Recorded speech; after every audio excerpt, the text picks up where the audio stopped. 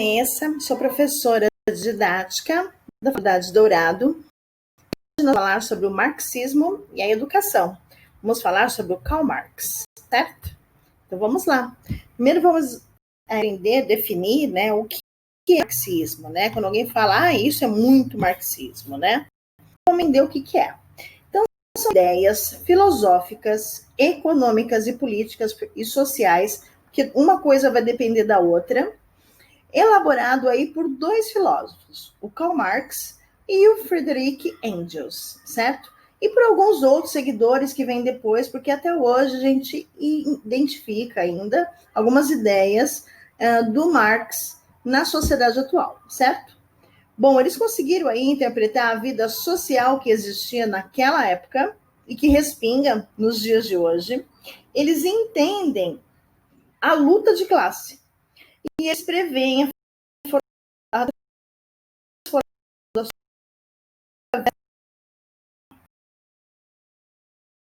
Bom, muito bem. Então, assim mesmo.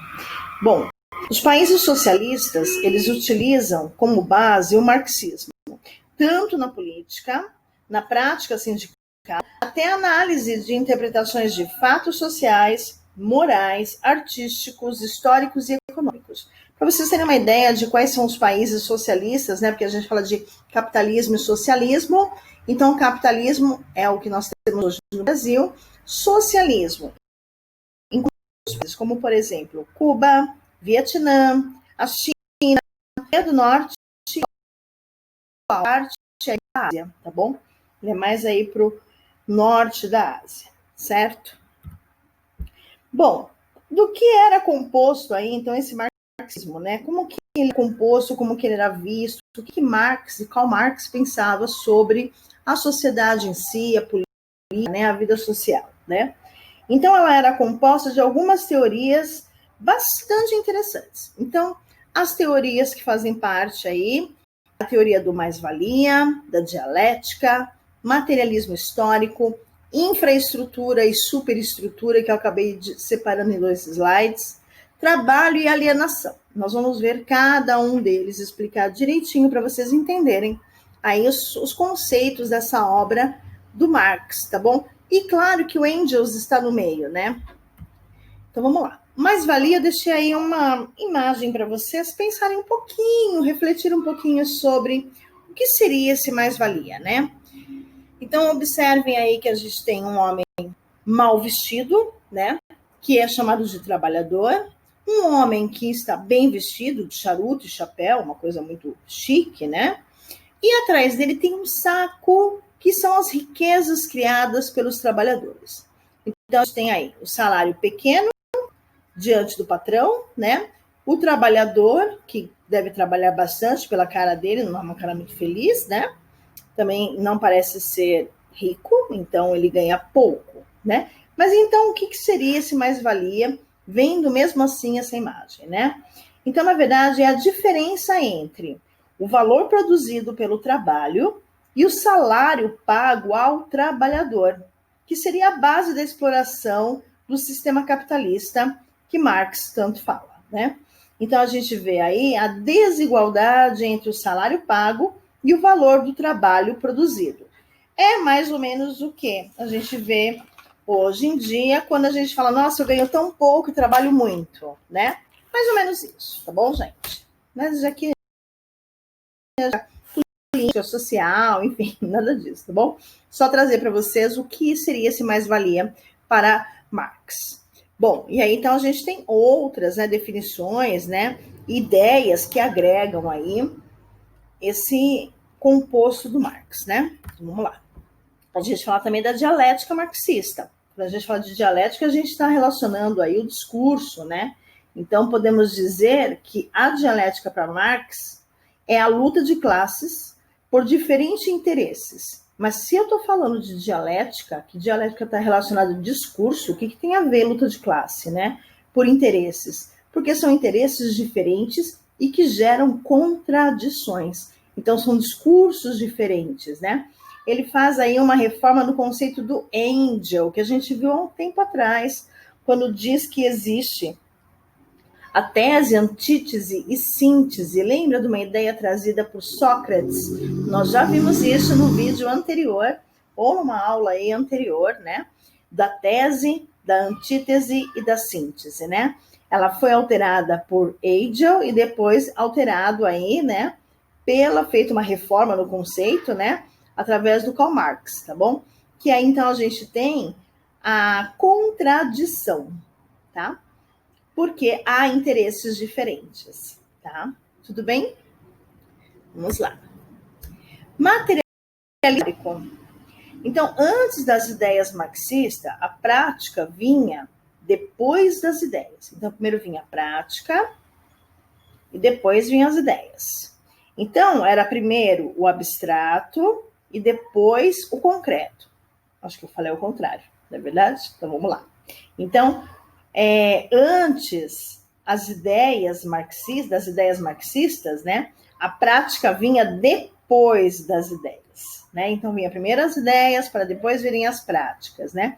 O Marx já faz ao contrário, tá? Ele não faz o primeiro abstrato e depois o concreto. Então, ele faz do materialismo histórico, que era o efeito de uma análise de vida social, a partir dos estudos, dos fatos concretos que existiam naquela época. Eles estudavam o que viam, ouviam, e depois eles tinham uma ideia para como ajudar a melhorar, a subir, a elevar a sociedade, tá bom? Diferente das ideias anteriores, né? Que vinha primeiro a ideia e depois, então, concretizavam, né? Ah, tive uma ideia, vou fazer. Mas essa ideia é baseada no quê? No que você já viu, né?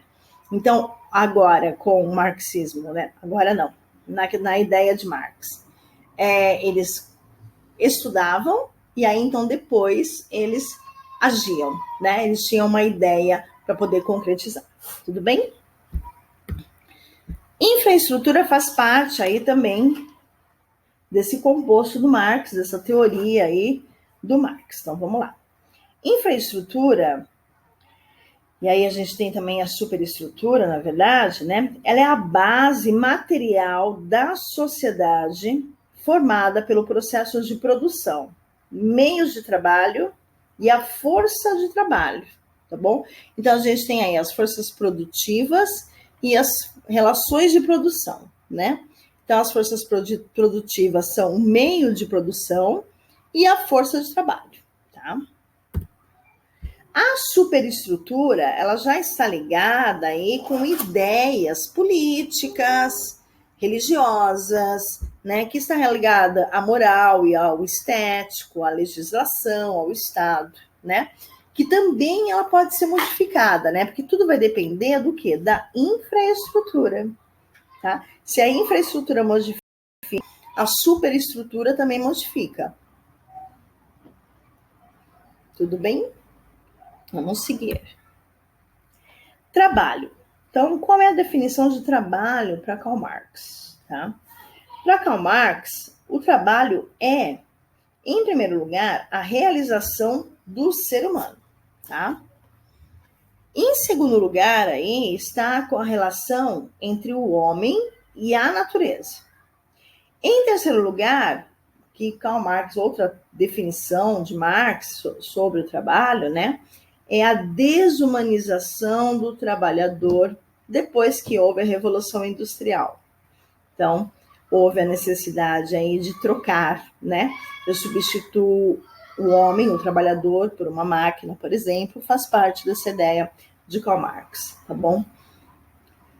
E a quarta e última definição dele é que o operário, que é o trabalhador, ele é um meio para o fim do outro, que esse fim aí, na verdade, quem é, né? É o lucro, tá bom? Então, é o lucro para esse dono da fábrica, né? Desse empresário, né? Para quem esse operário trabalha, certo? Tudo bem? Bom, e aí a gente vai para a última concepção de Karl Marx, que é a alienação. A alienação, na verdade, é a perda da consciência da vida porque está sendo usado para o mercado capital. Então, assim, eu estou trabalhando, e não sei por que eu estou trabalhando, só para ganhar dinheiro, mas nem é tudo isso, né? Mas ele continua trabalhando e não para pensar sobre o seu trabalho, sobre a sua produção, sobre o seu salário, certo? Bom, então vamos ver o que isso tem a ver com a educação, não é verdade? Então vamos lá. O mais importante aí para Marx era combater a alienação e a desumanização. Então ele valorizava a gratuidade da educação, mas não deveria ser ligada à política, ao Estado, à prefeitura, como é hoje. Ele achava que não deveria ter essa relação política com a educação, e tampouco com a religião. Então não deveria estar nem junto à política e nem junto à religião. Deveria ser uma terceira instituição, né? E não deveria estar ligada a nenhuma dessas outras duas, tá? Nessa mesma época em que iniciou uma escola chamada profissionalizante, que a gente viu até um tempo atrás, hoje ela é chamada de ensino técnico, né?